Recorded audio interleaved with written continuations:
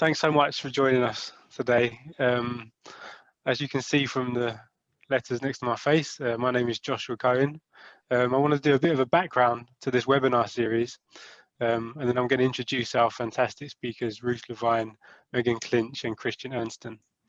So in October last year, Nicholas Salazar-Sutil at Leeds at the School of Performance and Culture Industries, Julia Martin Ortega at the School of Earth and Environment, Charlie Dannreuther at the School of Politics and International Studies, Marcus Fraundorfer at the School of Politics and International Studies, Colin Mackey at the School of Law, and Anna MD at the School of Politics and International Studies were involved in presenting their work and ideas at a webinar like this as part of the Water at Leeds Water Governance series. And the connecting theme was how we might think about and engage water's multitude of values beyond the economic and the purely physical. And around that time, the group formed what we're calling at the moment the Water Value Research Group, with an aim to think through these topics from multidisciplinary perspectives. And so March of this year, I was brought into the WVRG as a research assistant to help pull together a project and curate a series of webinars connected to the multiplicity of ways of knowing and valuing water, and how these might be genuinely brought into modes of governing, managing, or perhaps caring for waters. And so my position is based at the School of Performance and Culture Industries, and we have wanted to think about how the arts and culture, extremely broadly conceived, might be foregrounded in these kinds of processes rather than kind of colourful tacked on extras. Luckily, there's some phenomenal work going on out there with people navigating various kinds of water-related differences in really creative and constructive ways, which brings me to our speakers today. So social anthropologist Megan Clinch is based at Queen Mary University London. She's engaged in a number of research projects that explore how different forms of investigation, experimentality, evidence and evaluation are understood and negotiated in the development of complex public health and primary care interventions. Drawing on her interest in the politics and practice of evidence, she is also currently working with Arts Catalyst as part of a co-inquiry based on the Calder Valley in Yorkshire that focuses on water governance in relation to health, well-being, and the resilience of communities and ecologies. And Ruth Levine is an artist based in Sheffield, Yorkshire, working on video, performance, events, digital drawings, walks, installations, and participatory work. She's curious and concerned by the complex systems we live by, our relationship to the natural world, and the environmental and ecological crisis. She is currently exploring policy making, water cycles, farming, and walking infrastructure. Christian Ernston is based at Maastricht University. His research is situated at the intersection of the fields of heritage studies, urban studies, and post-colonial studies. He specializes in the study of heritage practices involved in conservation and design of urban and natural landscapes, both locally and globally. Currently, he explores the interrelations between rivers' cultural and natural heritage in the Maastricht and Cape Town regions, applying, amongst others, transdisciplinary research methodologies such as embedded ethnographic research, walking as a form of embodied research, and photographic recordings. So I'm really fascinated to hear more about all of this. So the format is going to be that the speakers will speak for around 10 to 20 minutes. Then I'll give the speakers a chance to ask each other questions, and then I'll open up to a general discussion. So yeah, I believe it's Megan and Ruth are going to present together, and they're going to go first. Thanks, Josh, and thanks for inviting us to be part of the talk today. Can you hear me okay? Yeah. Yeah. Okay. I just pressed unmute, and as I did that, my next door neighbour started drilling into the back wall. So I'm just going to keep my fingers crossed and ignore that. Okay. Okay. So, okay. yeah. Okay, go on. Shall I start? I'll share my screen, but you're going to do the talking, and I'll try and change the slides at the right moment. Thank you. Okay. Okay. Uh, Oh. There we go. That's the one. Okay, great, thanks. Let me just put this on. Okay, so today we're going to talk about a work that was the one that was commissioned by the arts organisation Arts Catalyst, and it's part of their test site series. The work's entitled A Common Waters Policy, but it also holds within it another work which contributed towards that, called Working Waters. The initial aim of the project was to explore water governance in relation to health, well-being, and the resilience of communities and ecologies in the Calder catchment. So the work spanned 5 years, and in fact it's still going on. We're just tying it up now, and in essence it was a conversation that went back and forth between myself, Megan, and the participants, and in each turn who we met and what we found shaped the next section of the project. So we created tools, props and techniques to enable these conversations to happen, and we reflected and added to them before we returned them to the participants. And each time a slightly new framing that it kind of took on a slightly new framing that helped us think about new ways of doing and acting. So in 2017, we began to immerse ourselves in the everyday of the catchment. We undertook 2 residencies on a canal boat and explored different stretches of the Canal and River each residency. And during these periods, we invited various people on board who had different perspectives and interactions with water, either locally or kind of more general. So a water engineer, an anthropologist of water, I guess you would call them, and a local historian. And then in 2018, the work undertaken in 2017 was developed further. So as Ruth mentioned earlier, she kind of made a number of tools and props that helped the investigation, as well as encouraging conversations around shared knowledge about water and the catchment at various kind of events, so meetings at libraries and arts festivals. So one of the tools or props that we've made was this cake, and it's a cake that represents very accurately, as Ruth will tell you, the geology of the catchment, which we were lucky enough to get a local geologist, pictured here, to kind of talk us through. And when he'd finished talking, we got in the car and we took the cake over to Mirfield Library, and it was eaten with some tea, and we had further conversations with people at the library around the cake. And then the other kind of tool that Ruth made was this topographical map of the catchment. And it was actually really, really useful. So it shows the steepness of the valley at the top, and you could have a real conversation around, well, this is why the catchment floods so badly. Look, the valley is really steep and the water flows down like this. And we could end up kind of having we could explain the catchment with people, but they could also tell us more about where they lived in relation to this topographical map. So, next slide. And something else interesting started to happen during this year. So Ruth and I began to kind of bring our practices together of anthropology and art. And we began to stage, I guess, semi-structured conversation around tools such as Ruth's water cards, which she could talk about later in more detail, which had been developed for a previous project.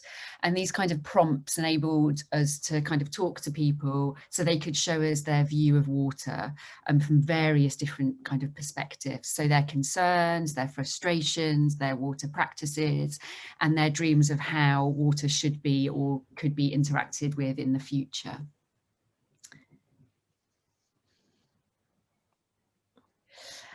So alongside these kind of events, further kind of ethnographic research continued at the arts festivals, like around the tools, but also research with people and groups involved of various forms of flood management and conservation work.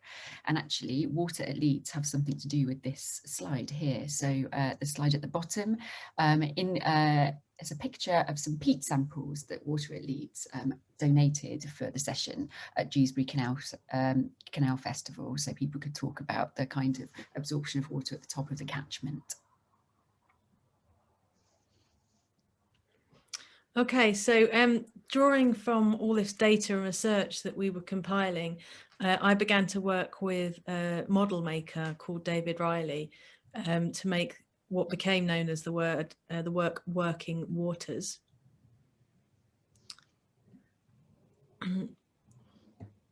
So the miniature scenes that you can see here and a catchment base that you'll see in the next picture sought to embody what we'd gathered throughout the whole of the research.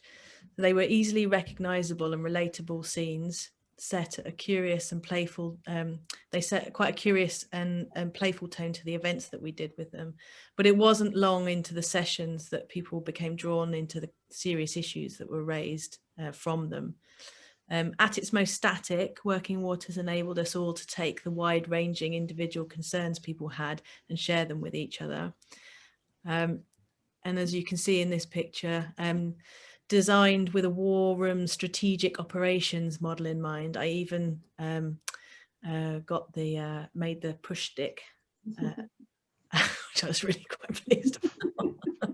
Had white gloves for one of them, but it went too far. Anybody touch the miniatures? Yeah, no one, hands off. So during the workshops, people were given tasks and roles. And this is when the model really came to life. It kind of offered people the opportunity to understand the wider complexities, also how one thing affects another. And it also enabled us to create a space through which future actions could be imagined and explored. So as the model toured the Calder, it went to Hebden Bridge, Mirfield and Castleford.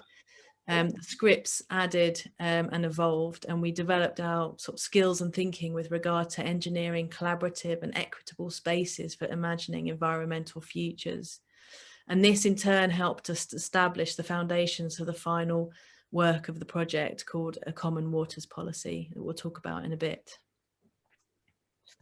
So in 2020, after touring Working Waters at the summer festivals the previous summer, we were poised to take the work further. So we had imagined that this would be enacted through an exhibition that travelled through the Calder by boat. However, obviously COVID happened and it soon became clear that this would not be possible. So instead, in the first instance, we created a video report for the participants. And then we began to think about how we could build on the concerns and ideas that came up through Working Waters and these kind of conversations and these imaginaries around the model, and how we might use this to develop a policy based on the rich knowledge, experience and passions of our participants without being able to reconnect with them in person. So so in November 2020, we were in Ruth's Sheffield studio and we produced the short film, and it was entitled A Report, and it consolidated the research, framed the key issues and then presented them back to our participants. And then following on from this, we sent all of the participants the report, and then we scheduled a series of group Zoom meetings that would facilitate the collaborative production of a policy. So they were built on the concerns and ideas that had been revealed during the conversations during Working Waters, but also on the kind of rich previous data that we collected over the previous few years. During the first set of Zoom meetings, participants were asked to feedback on the report to see if it rang true, but also if it raised any unexpected issues for them. After this discussion, they were asked to collectively identify points of commonality and tension that occurred when attempting to steward and respond to flooding in the Calder. And recognising attending to these commonalities and tensions formed the basis of a common waters policy. So I had quite a strong sense that the tone of the policy should be quite different to how policies are usually written, in that it should speak to the heart as well as the head, and to also try and mobilise active and practical governance. So when coupled with the thickness of the policy evidence, i.e. the immersive research and so forth, it was important to cover the diverse interconnected ways that people relate to and connect with their environment, so technically, politically, culturally, emotionally. So the policy embodies and encourages care and attentiveness, when making and maintaining relationships with the diverse actors who hope to address climate change and flooding. So together, these dimensions of the policy are where its efficacy lies. Essentially, it's a call to action that helps pay attention to all the dimensions of action: head, heart, and hand. So what we're going to do is, we thought we'd finish this talk now by simply reading out the policy, and it would be great to find out what you think about it afterwards. So we're going to hand over to Megan to share the screen. Okay, is that the right view? Yep. Great, okay.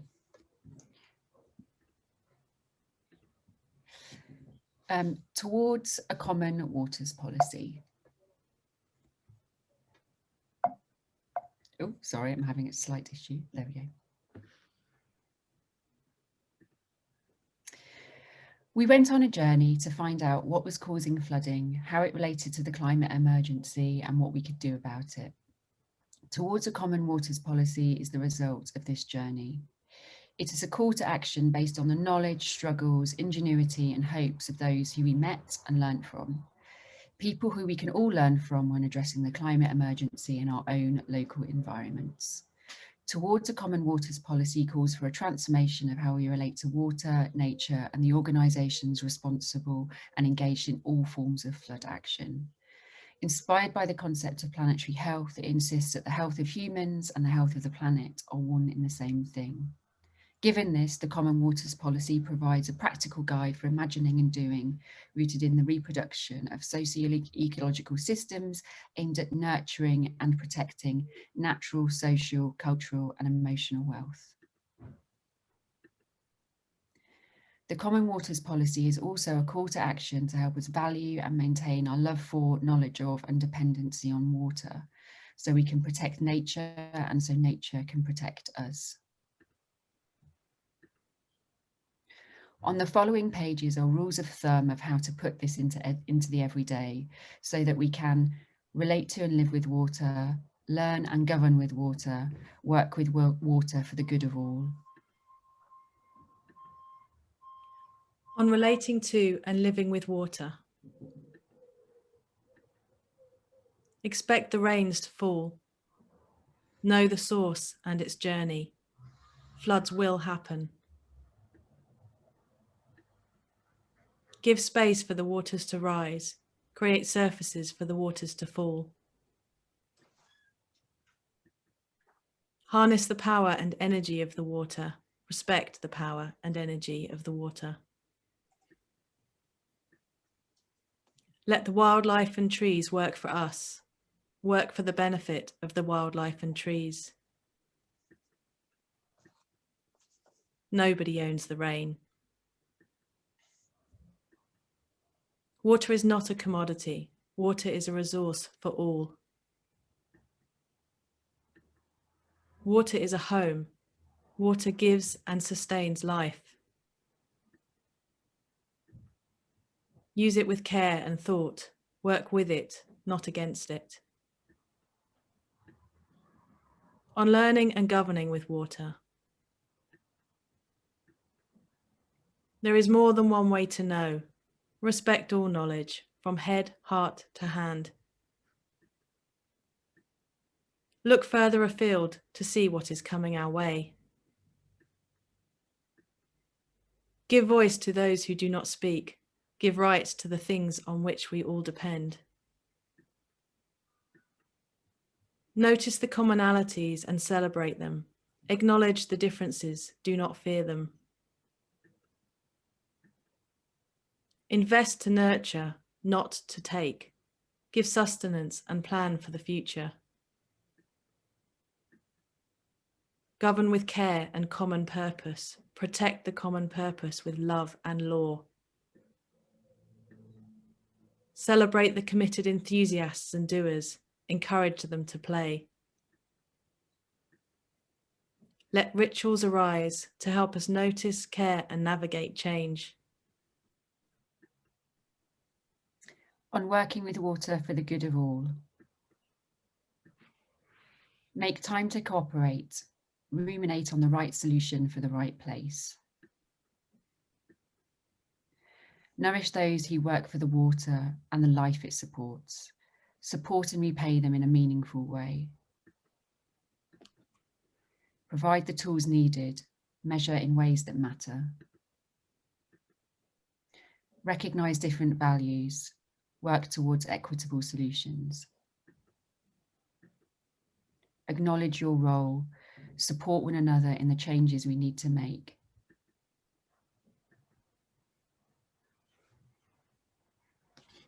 Okay. Okay. We'll leave it there. Thanks, Josh. Oh, Thanks, Josh. thank you. Thanks so much. That was yeah, fantastic. Before I hand over to Christian, just to say, if you have questions coming up, you're welcome to put them in the chat, or just keep them to yourself and you can ask them afterwards. However you want to do it, I'll keep an eye on the chat. Yeah, thanks so much, both of you again, and we'll go over to Christian. Yeah, wow, thanks very much. It's a super nice project, and a lot to respond to. I see lots of connections between sort of your approach and the presentation I will just be giving. I was curious to know, you mentioned community members' views of waters. I was just wondering if you could give an example of kind of like how people spoke about water, what kind of language they used. I think you also mentioned the sort of the complexity that people arrived at, or their sort of their understanding of those complexities. I was also interested in, like, how did they speak about that? Again, what kind of language did they use? Yeah, how sort of, could you give us a little bit insight into sort of the types of conversations that you had with community members? Do you want us to answer that now? I didn't know whether you were. Yeah, I was expecting that was the format, but okay. Well, what we can do is, if you prefer to have that discussion now, Christian, you can. Or what I was planning was that you present and then you okay. ask each other questions. So, yeah. Okay. It's going to be hard to remember those questions after I did the presentation. Okay. Do you want to respond to that now then? And then we'll down, Christian. Okay. Okay. Well, then I'll just start the presentation. Okay. Okay. Perfect. Thank you. Okay. Let me see. Can I share my screen? Yeah.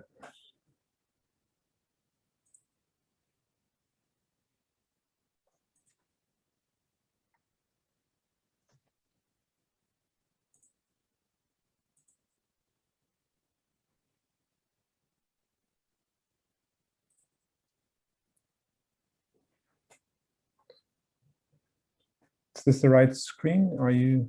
Yeah, it's not in desktop mode anymore. Yeah, so thank you very much for listening to my presentation. Thank you very much, Josh, for inviting me. My name is Christian, and I'm based at the Maastricht University, as Josh just mentioned, and I'm a researcher and and I teach in heritage studies. So I'm going to share some of my experiences of doing research on rivers. Sorry, Christian. Sorry, so I can only see a black screen. I don't know if anyone else. Ah, okay. Yeah. Let's see, what am I doing wrong then?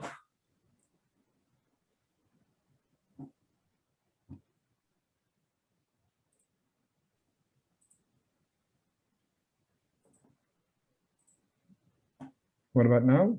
That's fine, Christian. That's great. Let me put it in presentation mode. Still fine? Yes. Yeah, there you go. You've hit the sweet spot. Well done. Okay. So what I'm going to talk about is a bit of a different project. It's actually sort of more of a presentation on, I guess, a sort of conceptual approach to the river research that I've been doing in the past couple of years. And it's a yeah, so it's a presentation focused on walking as research methods for me as a heritage scholar. Yeah, I'm going to take you along a number of experiences or ideas that I've discussed with fellow researchers in the past couple of years. So maybe as kind of like as a starting point, so heritage, at least this is how I teach it to my students, involves a conversation about the place of the past in the present or in the future, right? And a couple of years ago, I was asked by the Dutch Cultural Heritage Agency to reflect on this question: what is the future of river heritage research in the Netherlands? Or what is the future of sort of the care of river heritage in the Netherlands? And if you allow me, I'm going to reflect a little bit on that question for the purpose of this presentation. So I wondered when they asked me that question, what does it mean to when we talk about the future in relation to rivers? What do we mean when we talk, for example, about the future of the Dutch delta, the Dutch river landscape? What is this this sort of idea of a future river landscape? And yeah, I mean, one of the things that I started doing is just looking at how in Dutch news outlets I could find reports on the future of the Dutch delta, and yeah, perhaps not so surprising, most of the reports were about the future as a point of concern. Media mostly refers to the Dutch landscape in terms of crisis and as emergency. This is a map of the Netherlands. And it's sort of predicting that I think it's, I can't see the full screen right now, so I don't know in how many years, but I think it's 200 years. No, actually it's just 100 years. Then almost half of the Netherlands would be underwater, which would be the result of rivers not being able to drain its water in the sea because of sea levels rising. This is a map produced by a colleague of mine who's based at Utrecht University, who's suggesting that by 2300, most Dutch people should start learning German, because that's where we have to move to. I mean, as you can see on this map, like this literally everything of the western part of the Netherlands disappeared and is under sea level. And yeah, I think even Utrecht has disappeared, according to him. Now, many of the things that will be producing this crisis situation for the Netherlands in perhaps 100 or 200 years are already a huge point of concern for example, people living in Asia. The prediction is that already by 2015, I think this was from your own Guardian newspaper, 300 million people would be would be forced to move because of yeah, the risk of flooding, of the combination of sea levels rising and rivers overflowing. Yeah, so I find these predictions super frightening. I mean, they're very close by. We're all going to experience that. I mean, 2100 is still pretty far away, and by 23, we will all be we'll all be that. But I mean, this is what we're going to experience, right, in the very near future. Now, I'm based in Maastricht, and you're and also here in Maastricht. The rivers, and especially the Meuse, which is kind of like the the central river of the province, is a reason for concern, at least according to people living in the north of the province that set up this initiative No to the Tidal Wave. They are worried that when the the extremes of rainfall in the Belgium Ardennes will increase, that local and national governments will force them to give up their houses because they live in the floodplains of the river. And recently, sort of a new crisis image or emergency situation announced itself. And that is it's actually the opposite of the floods, and that's the shortage of river water, perhaps strangely enough. Since the summer of 2019, we here in this region of the Netherlands are suddenly presented with a new scenario, and that is that if the river doesn't have enough water, the drinking water companies in this part of the Netherlands and in Belgium don't have enough water to produce drinking water for about 8 million people. So if the future prospects of floods wasn't harsh enough already for these regions and others in the Netherlands, then this new scenario is definitely adding to a feeling of concern. Now, sort of connecting to these sort of news reports to at least kind of like the key works in my field, the writings by river historians like Richard White and Mark Seock. I'm sort of coming back to this initial question: what is the future of doing research on river heritage? And I think one of the answers is definitely we have to deal with this sense of crisis. We have to take into account that more and more people realize that there's something important at stake. Now, this discourse of crises and emergencies is controversial in many respects. So I think some of you will know the work of Reutemann and of perhaps the Komarovs that write critically about this. But let's say that we take these various crises seriously. What does that mean in terms of doing river heritage research? So all of these writers, they write about the river as kind of like the frontier of the engineer, the economist, who conquered in the 20th century and before the river with maps, with diagrams, with inventories, with scientific theories. And as a consequence, we now have in this part of the world not anymore that sort of natural landscape phenomenon that we had perhaps a couple of hundred years ago, but we ended up having kind of like this organic machine. That's at least the terminology they use, or something called the techno river, a landscape feature that's more of a human artifact than a natural artifact.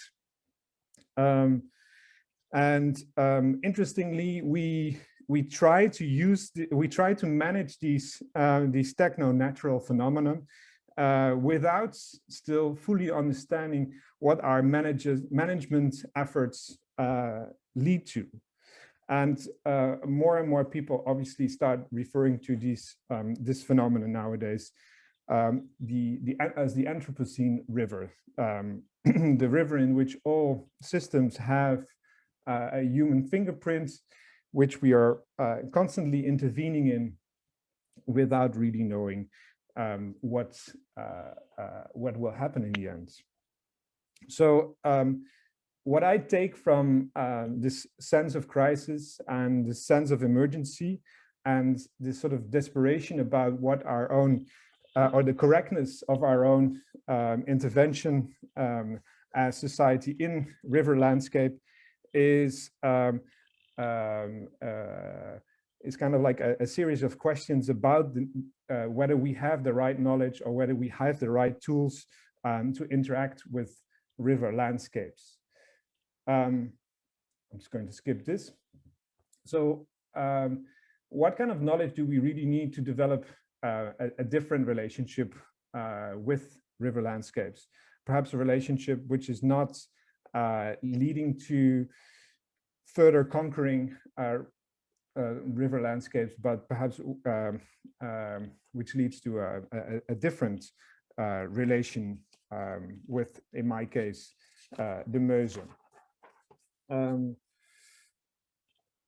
So one of the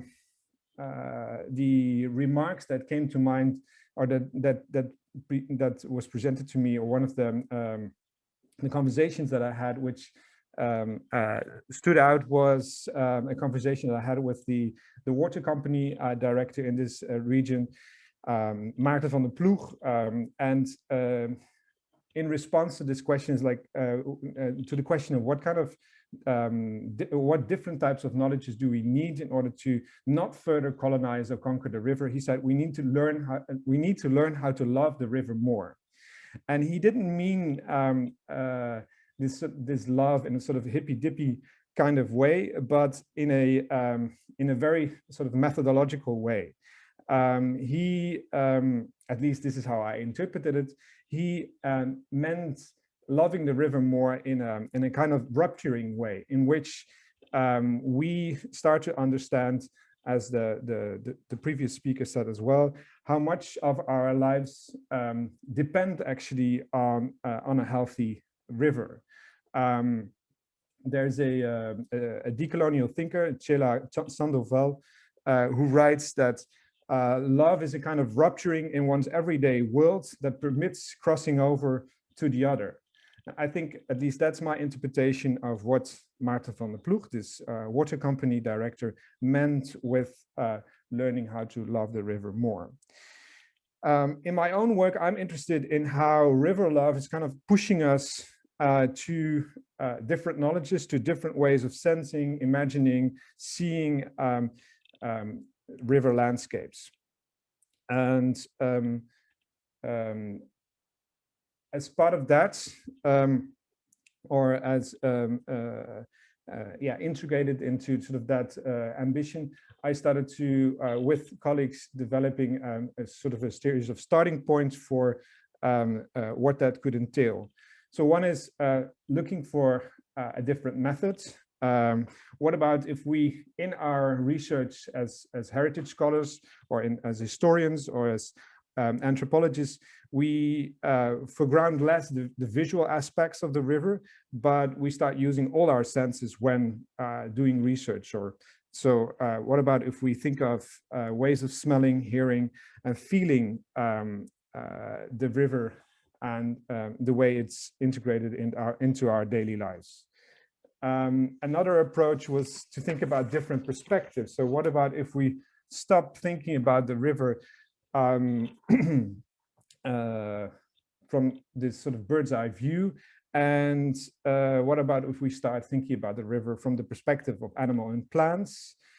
So no more this sort of bystander's perspective, but really sort of a perspective on the river from the inside out. Then thirdly, we started thinking about a different conceptual approach, and I think that this was also very much integrated into the previous presentation. So what about if we stop thinking about rivers in terms of safety, flood prevention, and usage, in terms of transport, but what about if we start thinking about river landscapes in terms of reciprocity, and in terms of sharing one health with us?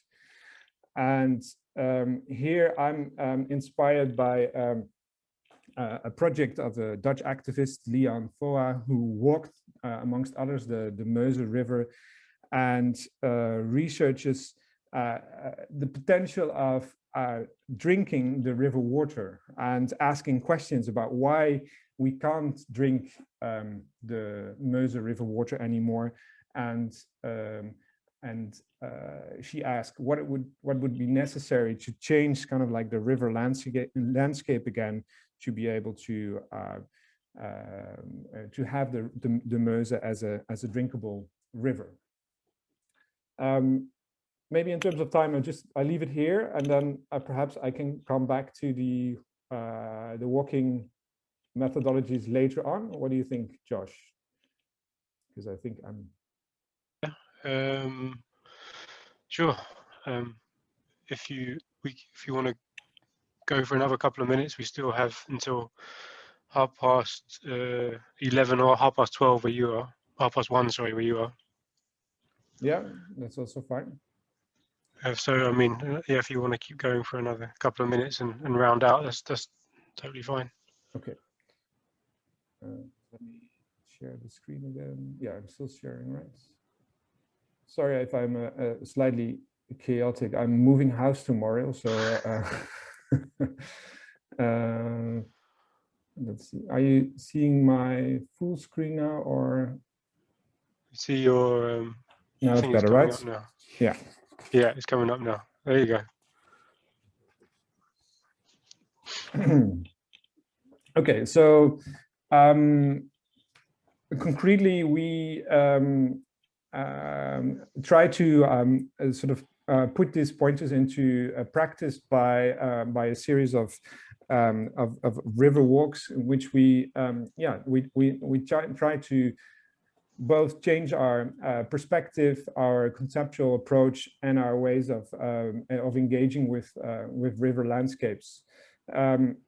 This sort of this methodology emerged from a walking seminar project that I run together with Nick Shepherd, and that started in Cape Town, South Africa, in 2014, and kind of like as part of that, we started walking the Liesbeek River, which is a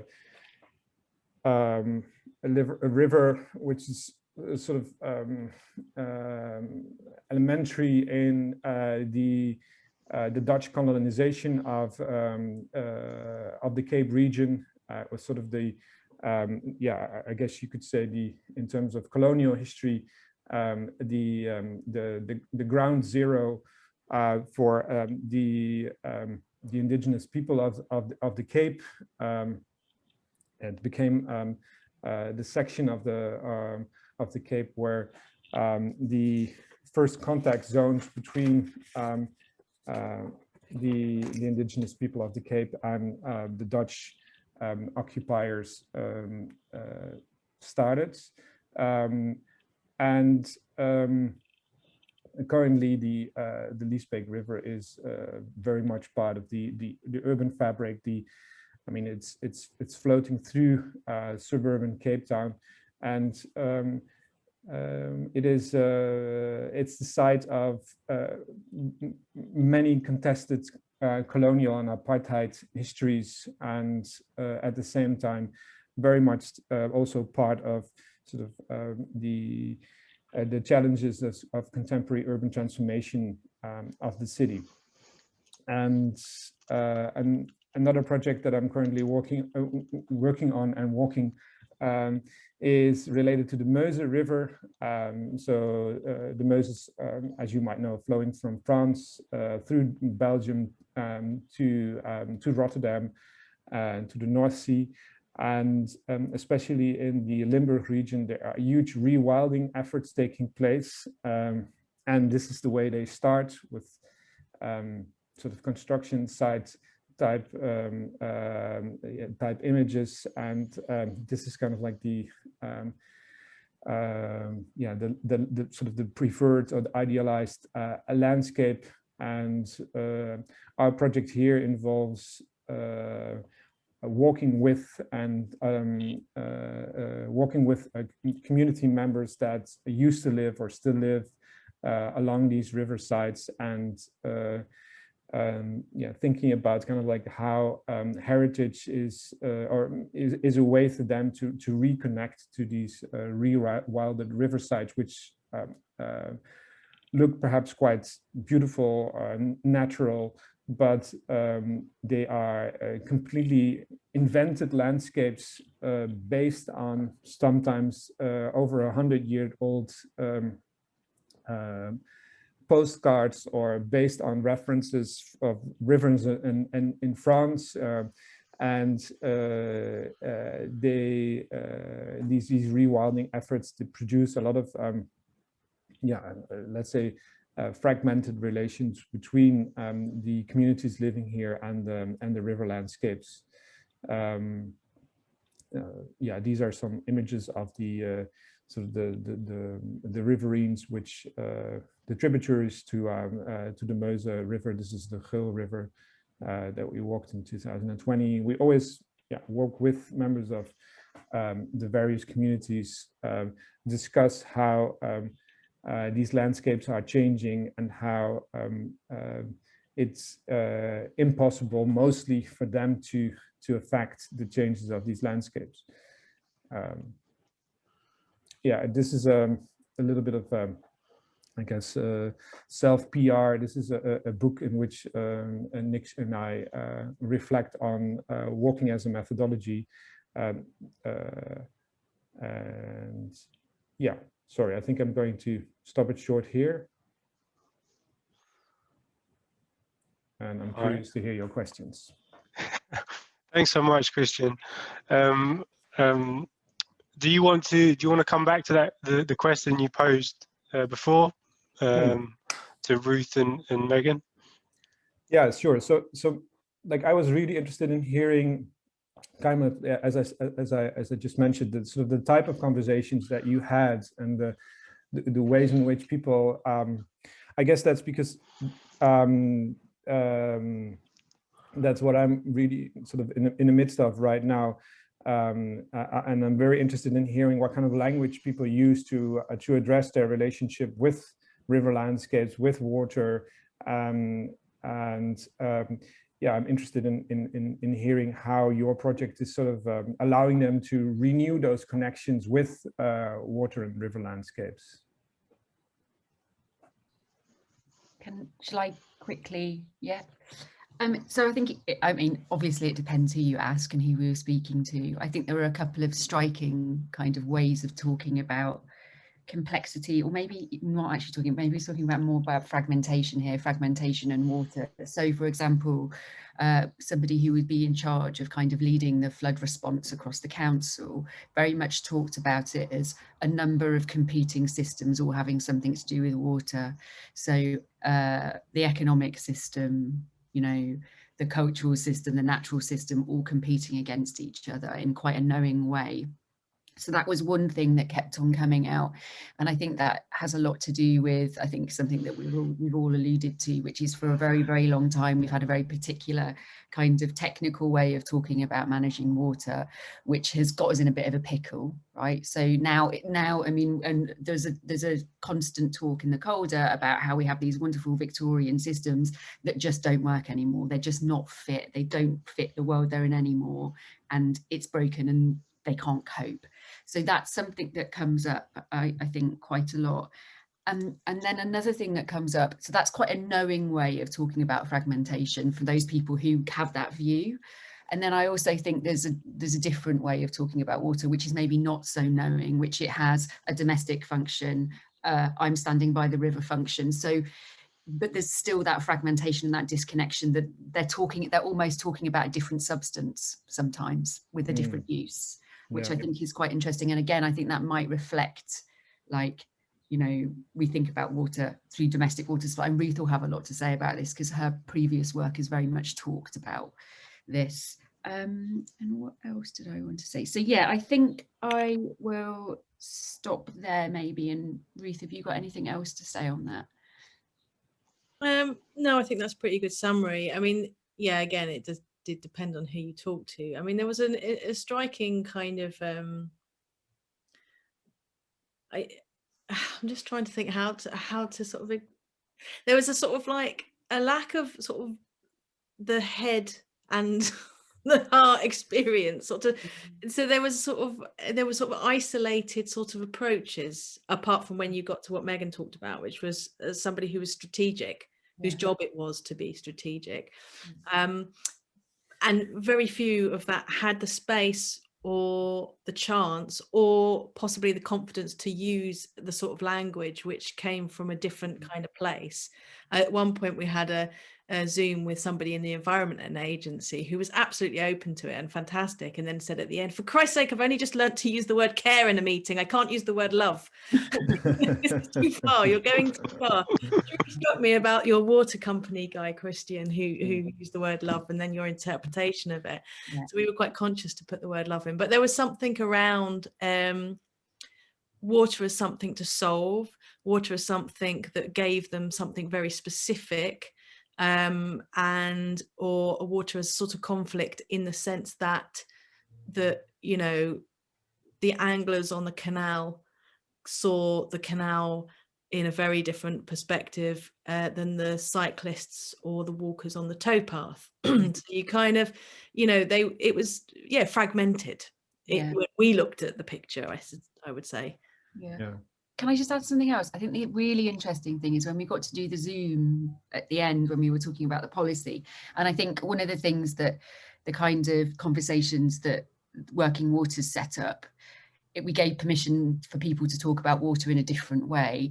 And it was really interesting. Somebody started talking about, without any prompting from us whatsoever at all, about creating new rituals around how we think about water. So they're like, we think about things in a certain way. Why don't we start new rituals? So we really start to embody these ways of thinking that we really want to enact, because we kind of know them rationally, but let's try and think of a way of getting them in our heads and doing them. And I thought that was really, really interesting. And I think it relates a little bit to kind of some of the stuff that you've been saying.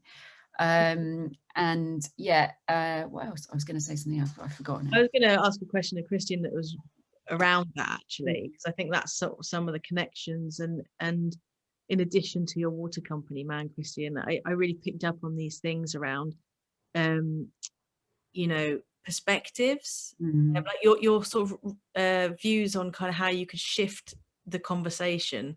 And you talked about embodying and understanding out of the head into the heart, you know, perspectives and stuff. And I think we're seeing this so much, you know, in such different ways. And it's about sort of and it is about language, but it's about experiencing, isn't it? And I wondered, from your conversations, you know, and this sort of lack of agency, I think a lot of the people that are walking the rivers feels like, yeah, we can describe what's happening, we know that's not good, but there's no way for us to do anything about that. You know, could you talk a little bit more about those parts of the conversation? Yes. So, I mean, I showed you this image of the sort of almost like construction site landscape, and then the rewilded section of the Meuse. So this is 200 kilometers of the Meuse, which we call the border Meuse because it's bordering with Belgium. And that's that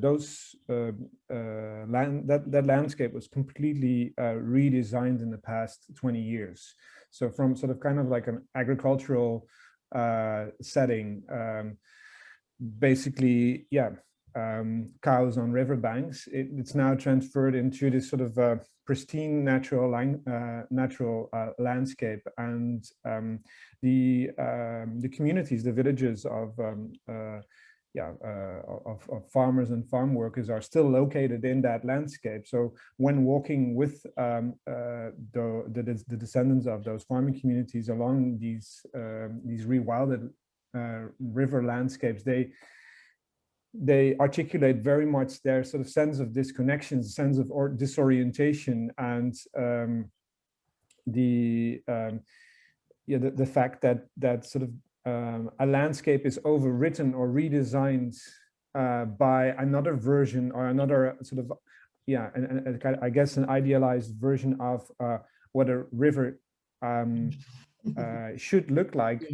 But it doesn't connect in any way anymore to their historical understanding of what the river was. And this rewilding project was part of flood prevention efforts in the Netherlands. There's a huge engineering project run by the Dutch state, and obviously they're happy that their houses are not flooded anymore. I mean, they're not against necessarily these interventions, but it is interesting that they completely lost the connection with the landscape that they knew from before. And they're in a way, so the language that they use is they're partly annoyed by tourists, cyclists claiming that landscape in new ways. They don't like the fact that there is this new landscape, but they're not allowed to walk their dog there because there are these wild horses and wild cows, and they shouldn't disrupt this sort of these in a way fake natural landscapes. So there's a lot of tension around their relationship with these new landscapes, and interestingly, as a result of these engineering practices, a lot of archaeological sites from when this part of the world was occupied by various I guess Roman emperors, these sites are dug up, and they become kind of like I guess heritage how do you say it? Heritage knots almost in the landscapes, which is according to the landscape designers and the government, is providing kind of like communities ways of reconnecting to the landscape, but they don't make these. I mean, these are not the connections that they make. They are sort of in a very similar way as the rewilded landscape. It's also a very sort of newly designed heritage landscape, and it again they only feel the disconnection because I mean, to them the Roman history is something that belongs in a museum perhaps, but not necessarily which they feel any sort of direct historical connection with. Yeah, there's a bit of a parallel here, I think, to how, you know, water's marketed through public. I mean, I say marketed, I actually mean marketed, don't I? I do mean marketed, which is how water is kind of framed as a pathway to well-being, health and well-being. So, you know, it kind of gets taken up and then said, well, this is your love water, it's good for the environment, it's good for you, you'll get outside, it'll improve your mental health. But it's very much done through a public health framework.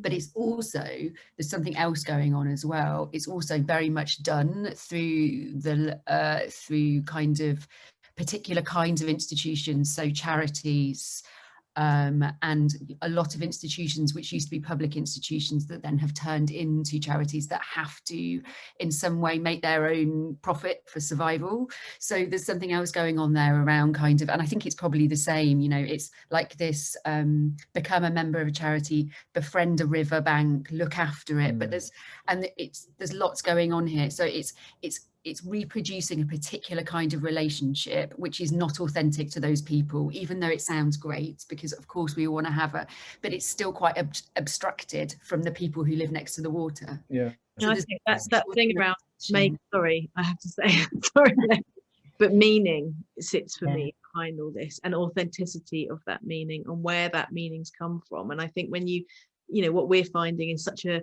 disconnect in and sort of lack of agency in, or any real responsibility or knowing responsibility, or where that sort of sense of responsibility comes from, and where the so-called meaning comes from when you're about to relate to water. And at the root of a lot of it is it's not just that it's inauthentic, because people's relationships with water is authentic. It's just kind of where that's rooted in, where that's come from. So the kind of richness of that meaning and the breadth of that meaning, and I mean particularly in kind of how far down the river it goes, or what part of the water system it is often quite isolated. And then once you do get to that wider strategic level, you know, that's not how you relate. You don't relate emotionally to a complex system. Yeah.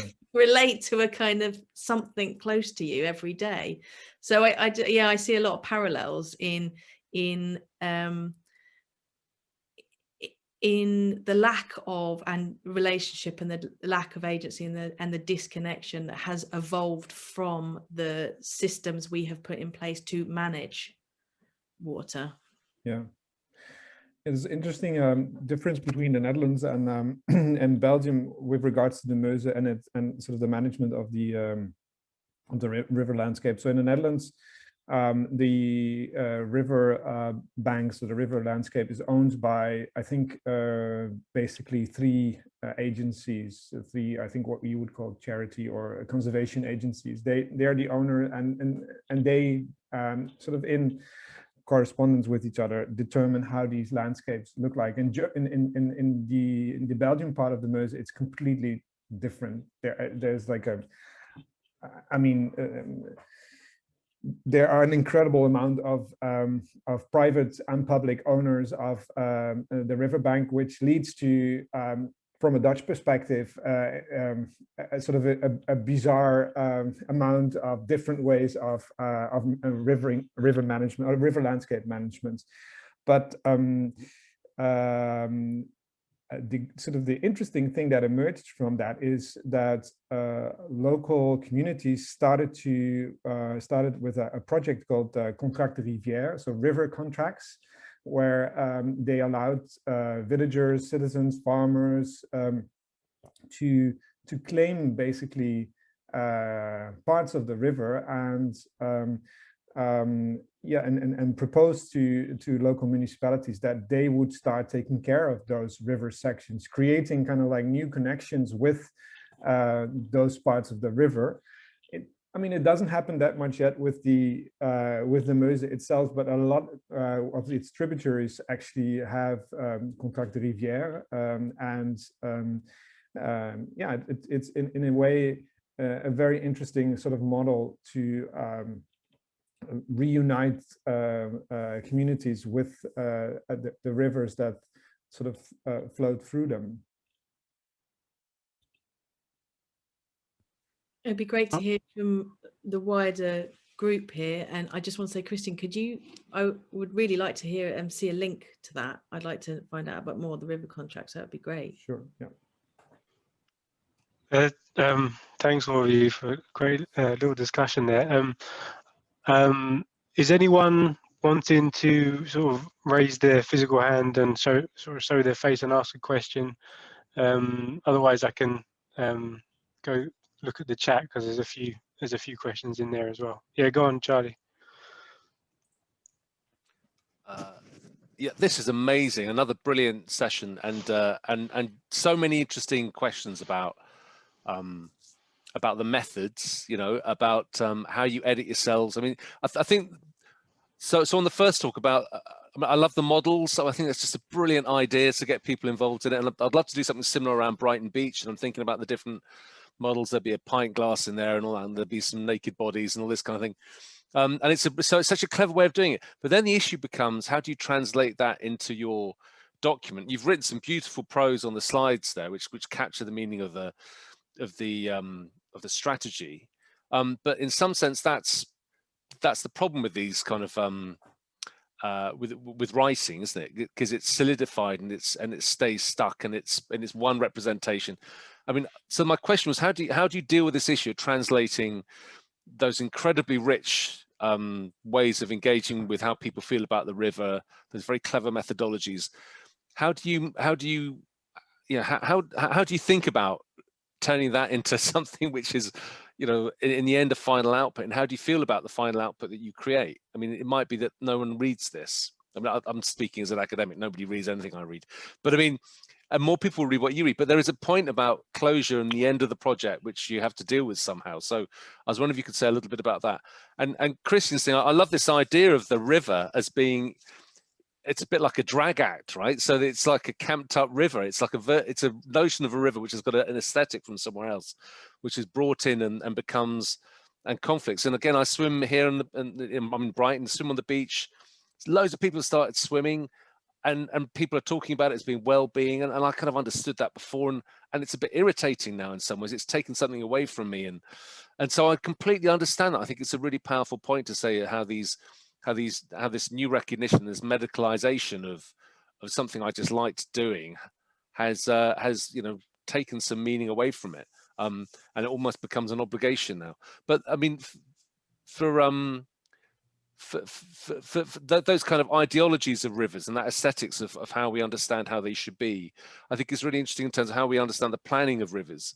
And just the last thing I want to, which fits with the thing about the Victorian river system. There's some incredibly rich data on the Public Work and Loans Board, which provided lots of the finance for rivers and ports and local infrastructure. And I'd love to talk to you about that, because I'm going to go to the National Archive as soon as it opens, to look at different projects and try and understand how these investments which were made around a particular rationale of, you know, why do you create a river like that, or build a hospital, or build a road, how those, whether they were realized or not, and what changed how they were, how they became reality later. So I'd love to know if you know anything more about the archives around those particular infrastructures that you're talking about.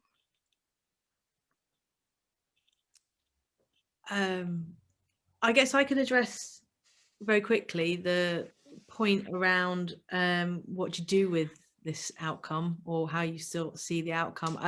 On a practical level, we are now looking at a new sort of section to the project called Enacting the Policy. And in that process, what we would hope to do in a various sort of number of ways, and this is, you know, it's not real yet, so this is in our heads, but is a process of taking the policy and having further conversations about how to enact that with specific communities or organizations, or even kind of law, kind of language of law.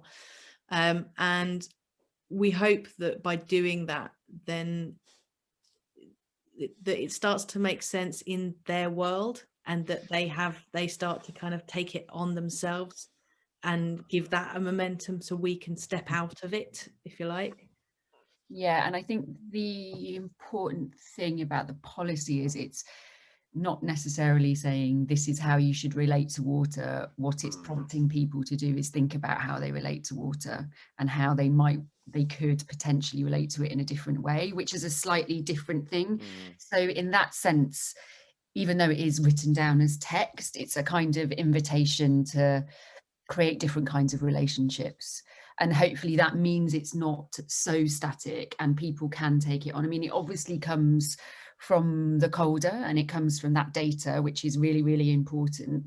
But I also think there are some other things going on here which are common across lots of contexts, which is, you know, the way we manage our natural systems are underpinned by economic gain. And I think that is something that is common across different things. So it's, you know, it's a both and, I guess I'm saying. We're having our cake and eating it. We're having our, yeah. A lot of cake, yeah. Yeah, I can only speak to the Dutch situation, and here in the Netherlands, I think we're getting a new Spatial Environment Act, which basically tells provincial government to kind of like set up a form of negotiation between a whole number of urgencies in the landscape, which include both the management of cultural and natural heritage sites, but also think about where to position wind farms or solar parks. And the Netherlands is small, right? And we have lots of people living here, and it becomes like almost an impossible a challenge to involve communities in those conversations. But that's what the Spatial Environment Act wants to kickstart. So I think here we can't do without kind of like the emancipation of these communities, and we can't do without people making these new connections, because otherwise these spatial challenges won't be resolved. Right now, if people express opinion, then they mostly do that in terms of anger and dissatisfaction, and that's not what government wants. I mean, I'm not necessarily I don't necessarily always trust government intentions, but I think in this case policy only works if communities want to work with governments. And so I don't know if that answers your question, but I think that is where the connection is between these type of projects and kind of like the more official frameworks. I know that Nick wants to ask a question. Hi everyone. Thank you for a lovely talk. I really enjoyed it. I have a very simple and naive question. But love is not a 4-letter word. And it seems like it's very difficult to put love in these documents and word it and transmit it. I think there was something common to both these projects, trying to put love at the forefront of a new relationship with the river, but the languages, the systems, the structures we have cannot really convey love as such. How do we love the river? Can we transmit this love to politicians, university, governances, charities? Where's the bridge?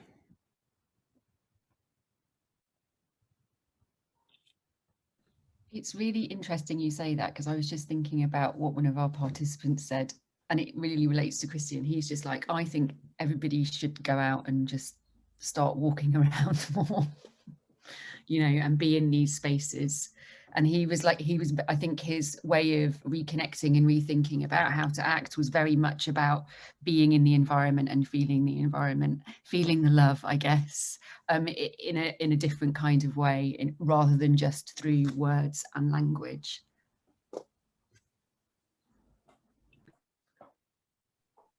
Go ahead. Go on, Christian, you go.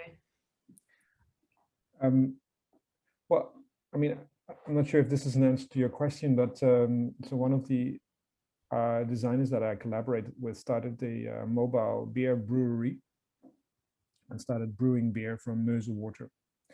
And I think the fact that people could actually start drinking water that is purified by the brewing process, or seemingly purified by the brewing process, and as a result of that started questioning what it is that they were pouring into their body, and started questioning sort of the quality of that water, and rethinking sort of notions of the relationship they had with that water, or ideas around pollution, and is a way perhaps of arriving to this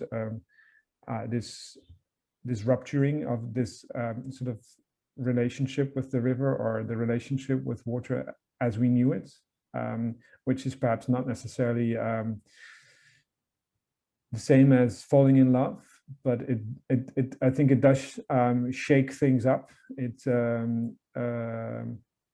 We had very interesting conversations with people that were drinking river beer, and then suddenly realized that what they were drinking was the same water that was floating past the nuclear plant just across the border in Belgium, or the chemical industry just north of Maastricht, and they were angry with us, but I mean, we didn't force them to drink it.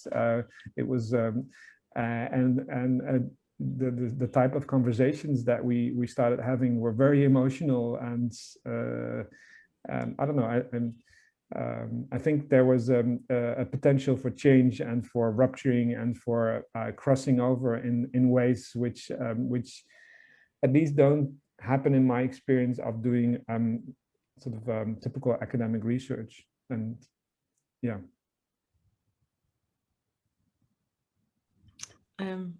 Thanks for the question. Really good one. And I guess we wanted to make space. The policy is born out of what people told us and the language that they used. And sometimes they articulated that quite clearly, and sometimes it was there, but not articulated in that way. And so for us, it wasn't a matter of dictating or saying what love was, but it was creating a space inside the document that used the word love consciously, because documents or by the time you get to those levels of conversations, love's not used. So it was a kind of important thing for us to use that language and that word, just because it's generally not. But also that what we heard was love in so many different ways, and it might have well been more about the hurt and the frustration and the pain that they couldn't experience, you know, that they were experiencing, and that was because they wanted that, you know, they had that love for the thing that they were talking about, and they cared really, really deeply. And so it wasn't that we could say what love is from people's different perspective or what that means, but we knew that people in the caller really cared. They also understood enough that as a whole it wasn't being cared for. So for us, I think the word love came up quite a lot in discussions, and it was really, really important, but we wouldn't dictate what that was, but we knew it needed a space in that document. It knew it needed to be aired.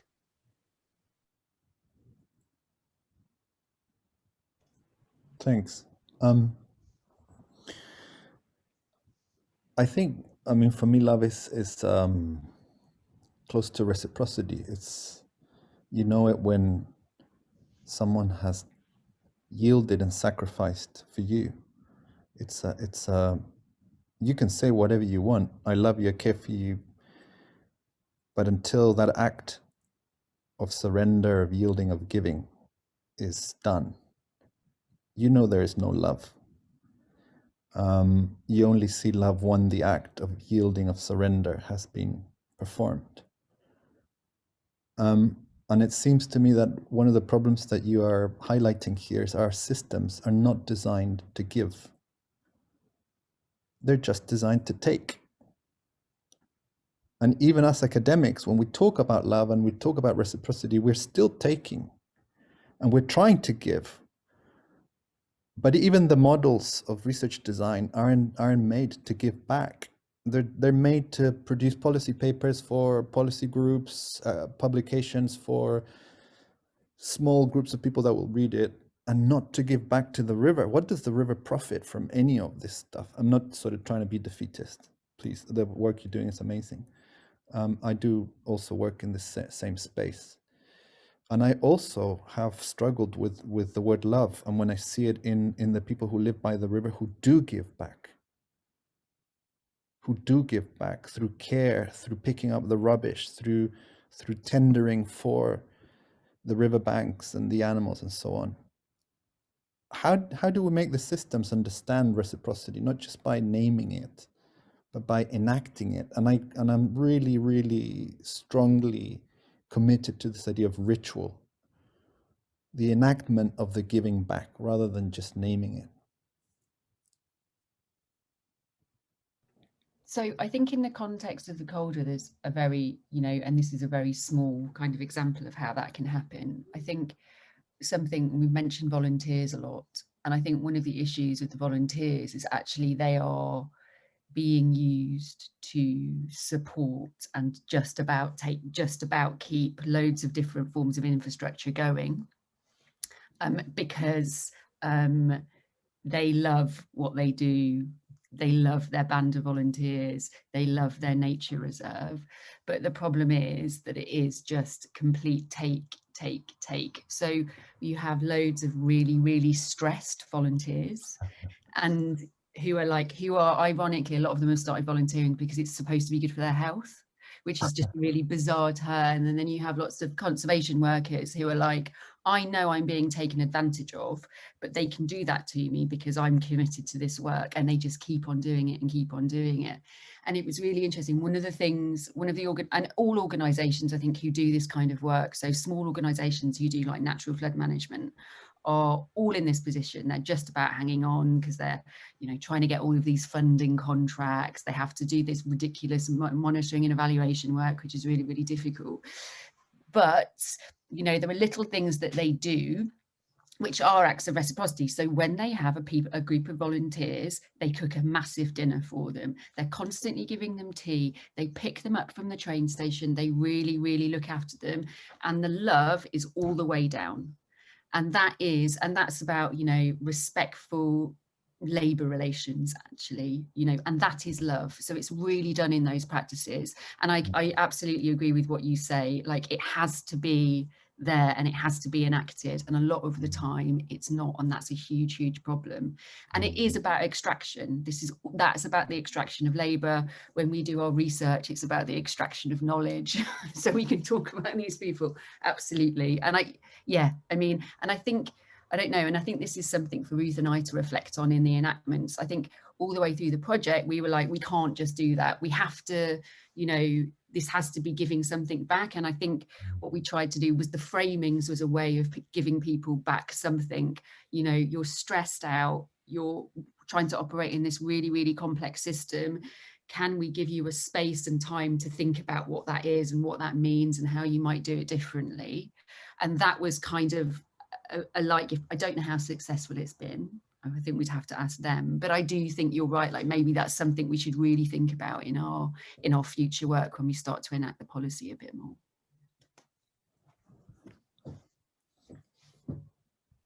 Maybe speaking from the Dutch perspective, the Dutch river landscape, or the Dutch landscape in general, has been fundamentally altered as a result of a European agricultural policy of the last, 50 years. And I mean, I find it impossible to think about like how to begin to address the many problems that the Dutch landscape is facing as a result of those policies. So, I mean, I guess sort of responding to what you were just saying, I think in the research project, what we're trying to do is finding beginnings, finding ways of rethinking our relationship with that landscape, which is indeed not taking away, but also giving something back.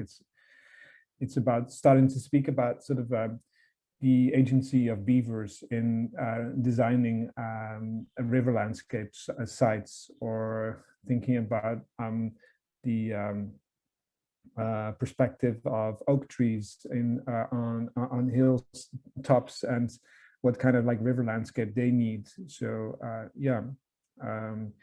but it's still in the realm of kind of like I guess an academic conversation, and indeed that is a conversation that takes, but I mean that's kind of like the space of intervention that I'm positioned in. And hopefully others will take it to a next step. I'm not an ecologist. I'm not I wouldn't know how to make a real intervention, if a real intervention is what we need.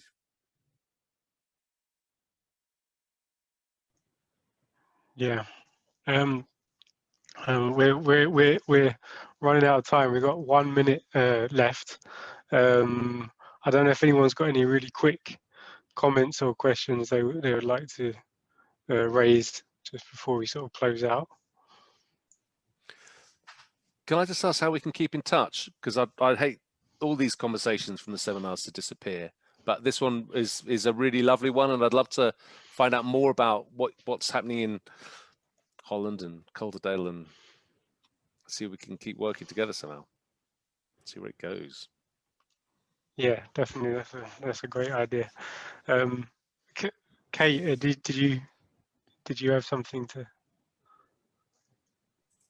Sorry, I think my question's probably too long for the time we've got left. So. Okay.